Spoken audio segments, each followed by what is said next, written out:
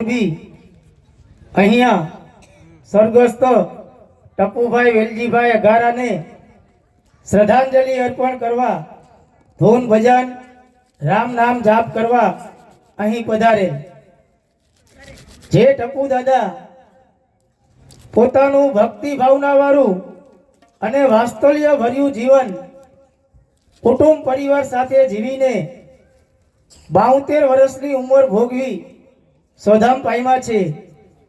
તો અહીંયા ધૂનમાં પધારેલા રવિભાઈના સગા સ્નેહીજનો, કુટુંબ પરિવાર તથા આજુબાજુના ભાઈઓ બહેનો, માતાઓ, વડીલો, આજે આપણે બધા એક એવા દિવ્ય અમર આત્માની પાછળ અહીંયા શ્રદ્ધાંજલિ અર્પણ કરવા ઉપસ્થિત થયા છે। ત્યારે આજે આપણા બધાની વચ્ચેથી જે જીવ, જે આત્મા આ લોક છોડીને પરલોકમાં પરમ કૃપાળુ પરમાત્માના ચરણોમાં ગયો છે, તો પરમાત્મા એ આત્માને ફરી પાછા સારા એવા નવા કુળમાં જન્મ આપે અને ત્યાં તેમને સાચી સુખ શાંતિ આપે એવી આપણે બધા સૌ સાથે મળી એકદમ શાંત ચિત્તે 2 મિનિટ મૌન પાડીને પરમાત્માને પ્રાર્થના કરીશું।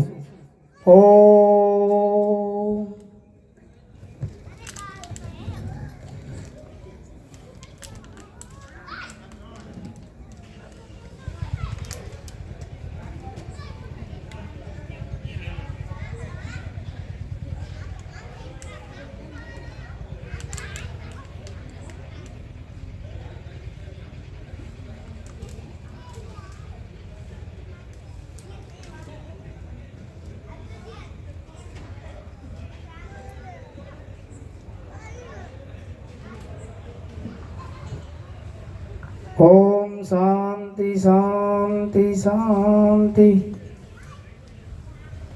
અમારું આ મંડળ જ્યાં પણ ધૂન કરવા જાય છે ત્યાં અમે અમારા મંડળ વતી એક હનુમાનજી દાદાના પ્રેરણા રૂપી ફોટાની ભેટ અર્પણ કરીએ છીએ। તો હું અત્યારે અમારા મંડળ વતી રવિભાઈને એવી નમ્ર વિનંતી કરું કે તેમના પિતાશ્રીની શ્રદ્ધાંજલિ નિમિત્તે અહીં આવી અને અમારા મંડળની ભેટ સ્વીકાર કરે। રવિભાઈ અને અમારા મંડળ વતી ભેટ અર્પણ કરશે અમારા જ મંડળના પ્રમુખ શ્રી રાજુભાઈ ભાલોડિયા।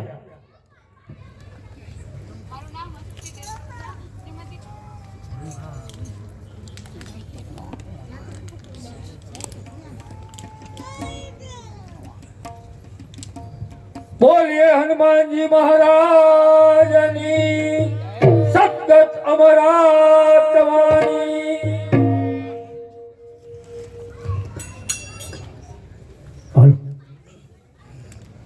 અમારું આ પરિશ્રમ ધૂન મંડળ મોરબીથી 40-50 કિલોમીટરના ગામડાઓમાં ધૂન કરવા જાય છે।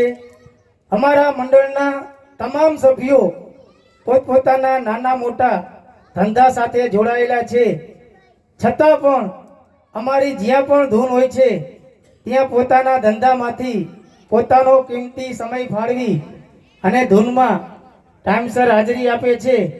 તે બદલ હું મંડળના તમામ સભ્યોનો ખૂબ ખૂબ આભાર વ્યક્ત કરું છું। અમારું મંડળ જ્યાં પણ ધૂન કરવા જાય છે ત્યાં અમારા મંડળનો કોઈ ચાર્જ નથી। અમારા મંડળના નિયમ અનુસાર 11 વાગ્યાની આસપાસ અમારા મંડળના એક સભ્ય માથે ભાવરૂપી મટકી લઈ અને મટકી રાસ રમશે। એ રાસ પૂરો થયા પછી તમે જ્યાં બેઠા છો એ ભાવરૂપી મટકી તમારી પાસે આવશે। મિત્રો, એ મટકીમાં દાન આપવું એ પણ ફરજિયાત નથી। તમે એ મટકીને 2 હાથ જોડીને વધાવી લેશો તો અમારું મંડળ તમારા થકી દાન મળેલ તેવું શિરોમાન્ય અમે રાખીશું। પણ આજે મારે કહેવાનો ભાવાર્થ એ છે કે આજે તમારા થકી અમારા મંડળને જે કંઈ પણ દાનમાં રકમ મળશે એ દાનની રકમ અમારું મંડળ આ ટપુ દાદાના શ્રદ્ધાંજલિ નિમિત્તે અનેક સેવાના કાર્યમાં એ દાન વાપરવામાં આવશે. અમારું મંડળ દાન આપવામાં પહેલું પ્રાધાન્ય શિક્ષણને આપે છે, કારણ કે આજના સમયમાં જ્યાં ભણતર નથી ત્યાં તેની કોઈ ગણતરી થતી જ નથી.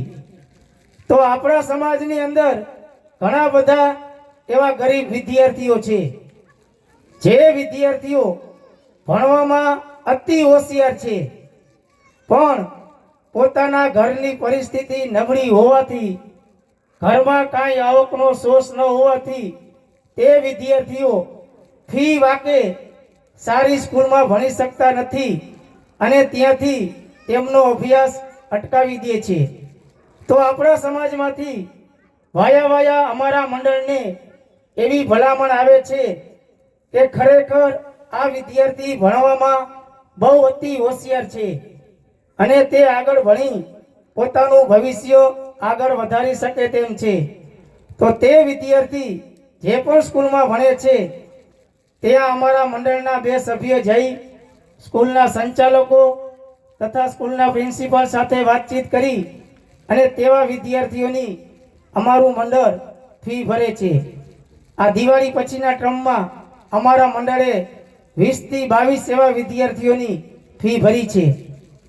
બીજું અમારું સેવાનું કાર્ય કે સમાજની અંદર ઘણા બધા એવા વિધવા બહેનો છે, જે વિધવા બહેનોને ઘરમાં કાંઈ પણ આવકનો સોર્સ નથી અને આવક વગર એ બહેનોને પોતાનું ગુજરાન ચલાવવું બહુ મુશ્કેલી પડતું હોય છે. તો અત્યારે હાલમાં અમારા મંડળ પાસે 65 થી 67 એવા વિધવા બહેનો છે, જે વિધવા બહેનોને અમારું મંડળ દર મહિનાની 1લી અથવા 2જી તારીખે 1 મહિનો રાશન કીટ ચાલે તેટલી કીટ બનાવી અને અમારા મંડળના સભ્યો એ બહેનોને કીટ પહોંચાડે છે. ત્રીજું અમારું સેવાનું કાર્ય કે સમાજની અંદર અતિ કોઈ ગરીબ ઘર હોય અને ઘરના કોઈ પણ વ્યક્તિને કોઈ બીમારીથી હોસ્પિટલમાં દાખલ કરેલ હોય અને તેમને ઓપરેશનથી માંડી અને મેડિકલ સુધીના ખર્ચમાં પૈસાની જરૂર હોય તો આપણા સમાજમાંથી અમને એવું સૂચન આવે છે કે આ ભાઈને અથવા બહેનને આ હોસ્પિટલમાં દાખલ કરેલ છે, તો ત્યાં અમારા મંડળના સભ્ય જઈ એના પરિવાર સાથે વાતચીત કરી, ડૉક્ટરો સાથે વાતચીત કરી અને મેડિકલવાળા સાથે વાતચીત કરી અને શક્ય હોય તેટલું અમારા મંડળના ફંડને ધ્યાનમાં રાખી અમે ઓપરેશનથી માંડી અને મેડિકલ સુધીના ખર્ચમાં અમારું મંડળ દાન આપે છે. તો આજે તમારા થકી જે કાંઈ પણ દાનમાં રકમ મળશે એ દાનની રકમ આ અમારું મંડળ આવા સેવાના કાર્યમાં વાપરશું. અને આજે આપણો આવો રૂડો સમાજ બેઠો છે અને હું એમ કહું કે હું મારા માટે નહીં, મારા મંડળ માટે નહીં, પણ એક પરમારથના કાર્ય એમ કહું કે હું મરું પણ માગું નહીં, હું મરું પણ માગું નહીં, अपने तन के काज परमारथने कार्य મને માંગતા જરાય નો આવેલા. આ અમારું મંડળ એક પરમારથના કાર્ય સાથે જોડાયેલું છે. અને બીજું મારું કહેવાનું એ કે અહીંયા ધૂનમાં પધારેલા ભાઈઓ બહેનો માતાઓ વડીલો, મેં અત્યારે તમારા સમક્ષ અમારા મંડળની આ 3 સેવાકીય પ્રવૃત્તિ રજૂ કરી. એ 3માંથી તમારા ધ્યાનમાં કોઈ પણ એક પ્રવૃત્તિ હોય તો વિના સંકોચ રાખ્યા વગર અમારા મંડળનો સંપર્ક કરજો. અમારા મંડળના 2 સભ્યના મોબાઈલ નંબર આ પાછળ બેનરમાં લગાવેલા છે, અરવિંદભાઈ અઘારા તથા રાજુભાઈ કાંજિયાના, અને મારા નંબર આ 4 સ્પીકર ઉપર લગાવેલા છે. તો ચોક્કસ અમારા મંડળનો સંપર્ક કરજો, અમને સેવાનો લાભ આપજો અને અમે અચૂક દાન આપશું. હવે અમારા મંડળના સભ્યો જેવી જેવી ધૂન લઈને આવે, ભાઈઓ તથા બહેનો રાસ લેવા આવજો. અસ્તુ.